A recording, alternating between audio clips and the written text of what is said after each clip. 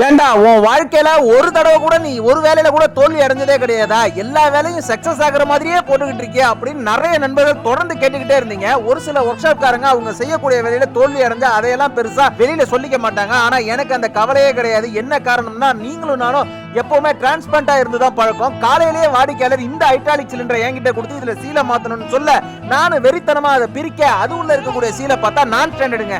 அது எதுவுமே நம்ம ஊர்ல இருக்கக்கூடிய கடைகள்ல அவ்வளவு சீக்கிரம் கிடைக்காது. ஆனா வாடிக்கையாளர் வரும்போதே ஒரு செட் ஆயில் சீலை கையோட கொண்டு வந்திருந்தாரு. அந்த ஆயில் சீல்ல பாத்தீங்கன்னா பிஸ்டனோட ஆயில் சீல் மட்டும் தான் இருக்கு. அதுல இருக்கக்கூடிய ஓரிங், நெட்ல வரக்கூடிய ஓரிங் எதுவுமே அவர் எடுத்துட்டு வரல.